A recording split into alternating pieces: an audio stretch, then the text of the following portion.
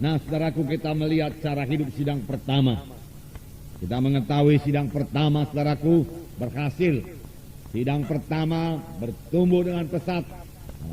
Sidang pertama mengalahkan dunia, saudaraku. Bahkan sidang pertama, saudaraku, mengalahkan kerajaan Roma, saudaraku.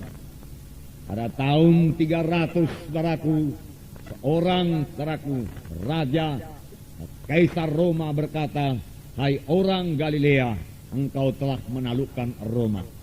Bukan dengan senjata, tetapi hanya dengan kaki yang berdarah," dia katakan. Karena kaki Tuhan Yesus berdarah, saudaraku, waktu kakinya dipaku di kayu salib di Golgota, saudaraku. Dunia mereka taklukkan, dunia diinjili pada waktu itu, saudaraku. Bagaimanakah cara hidup mereka? Apakah yang mereka perbuat, saudaraku? Hari ini kita teladani, saudaraku.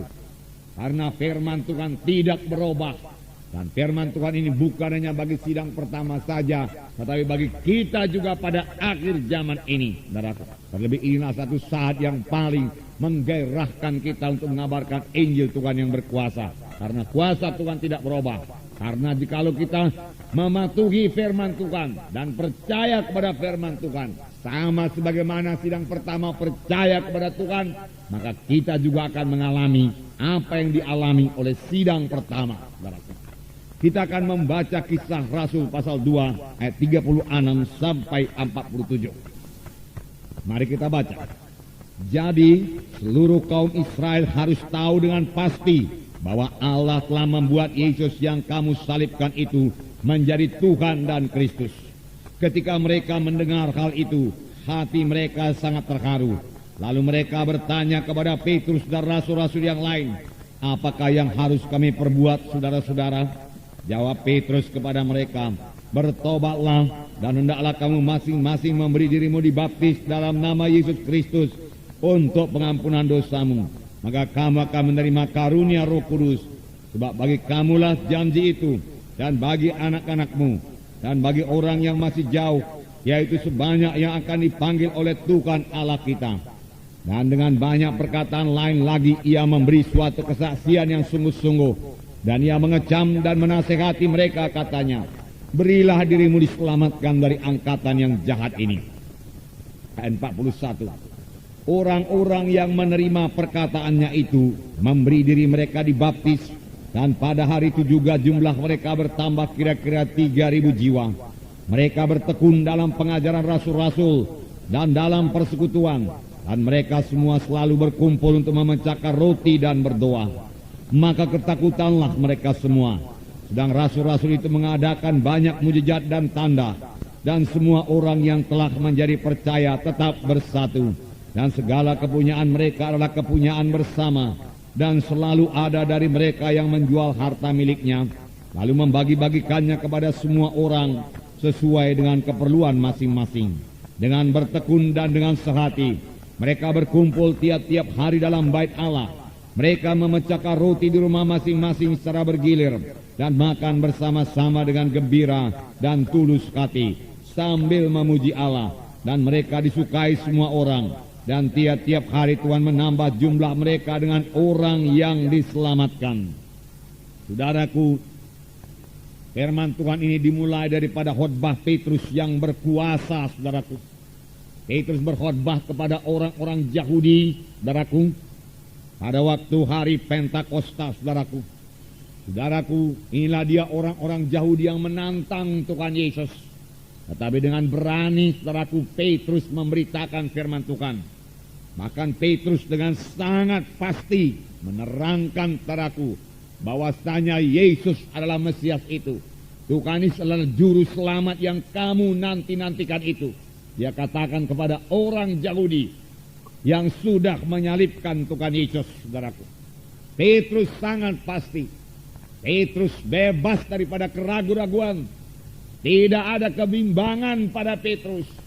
Petrus berkata, "Inilah dia juru selamat satu-satunya, dan kamu telah menyalibkan dia." Saudaraku, Petrus begitu berani, saudaraku. Dan Petrus begitu diurapi Tuhan, saudaraku. Saudara, sebelumnya Petrus tidak demikian. Tetapi mengapa tiba-tiba Petrus berubah, saudaraku? Ini tidak lain, saudaraku, karena Petrus sudah dipenuhkan dengan Roh Kudus. Pada hari Pentakosta, saudaraku, 120 orang murid berkumpul di bilik atas, dan tiba-tiba Roh Tuhan dicurahkan, dan 120 orang termasuk Petrus penuh dengan Roh Kudus, saudaraku. Kita membaca bahwasanya dalam permulaan kisah para rasul, walaupun Yesus sudah bangkit dari kematian, kemudian mau berangkat ke surga, murid-murid dalam keadaan ketakutan. Mereka tidak berani terang-terangan, saudaraku, berjalan di luar. Maka mereka berkumpul di bilik atas. Ada 500 orang, saudaraku, yang menyaksikan kebangkitan Yesus. Tetapi yang berkumpul hanya 120 orang di bilik atas untuk menantikan perjanjian Tuhan. Perintah agung sudah diberikan Tuhan pada waktu itu. Pergilah kamu ke seluruh bumi, jadikan sekalian bangsa muridku, baptislah mereka. Tetapi mereka tidak tahu apa yang akan mereka perbuat. Mereka dalam keadaan kebingungan. Tapi Tuhan tidak membiarkan mereka tetap dalam keadaan demikian. Tuhan Yesus berkata kepada mereka dalam Kisah Rasul pasal 1, saya bacakan sedikit pada saudara ayat 4. Pada suatu hari ketika ia makan bersama-sama dengan mereka, ia melarang mereka meninggalkan Yerusalem dan menyuruh mereka tinggal di situ menantikan janji Bapa. Yang demikian katanya telah kamu dengar daripadaku, sebab Yohanes membaptis dengan air, tapi tidak lama lagi kamu akan dibaptis dengan Roh Kudus. Kemudian kalau kita baca ayat 6, kita mengetahui bahwasanya murid-murid sama sekali tidak mengerti apa yang dimaksud Tuhan Yesus dengan baptisan Roh Kudus ini. Dalam ayat 6 dikatakan, maka bertanyalah mereka yang berkumpul di situ, Tuhan, maukah engkau pada masa ini memulihkan kerajaan bagi Israel? Lihatlah, saudaraku, hati murid-murid yang masih sangat duniawi. Mereka masih berpikir tentang kerajaan Israel, kerajaan yang dahulu jaya pada zaman Daud, baik kembali lagi jaya sekarang karena Yesus hidup, Yesus berkuasa. Tapi apakah kata Yesus, kerajaan yang dimaksud bukan adalah kerajaan Allah, saudaraku? Jawabnya, engkau tidak perlu mengetahui masa dan waktu yang ditetapkan Bapa sendiri kekuasanya, tetapi kamu akan menerima kuasa kalau Roh Kudus turun ke atas kamu, dan kamu akan menjadi saksiku di Yerusalem dan di seluruh Yudea dan Samaria sampai ke ujung bumi. Sesudah ia mengatakan demikian, terangkanlah ia disaksikan oleh mereka, dan awan menutupnya dari pandangan mereka. Inilah permulaan kisah Rasul. Yesus naik ke surga, dengan satu janji kepada murid-murid. Murid-murid yang sama sekali tidak mengerti perkara rohani. Murid-murid yang sudah menerima perintah agung, tapi mereka tidak tahu apa yang mereka perbuat. Tapi Tuhan berkata, tunggulah di Yerusalem sampai kamu dilengkapi dengan kuasa dari Maha Tinggi. Tidak mungkin kamu melayani, tidak mungkin kamu menggenapkan perintah agung dan kekuatanmu sendiri. Aku tahu sampai di mana kekuatanmu.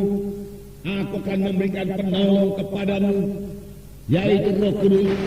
Karena Yohanes membaptis dengan air, tapi tidak lama lagi kamu akan dibaptis dengan Roh Kudus.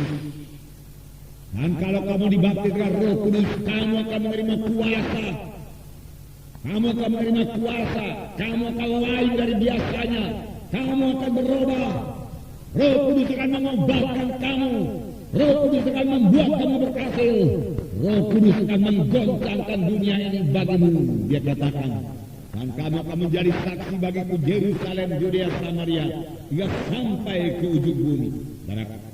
Saudara yang kasih nama Yesus, mereka patuh, puji Tuhan.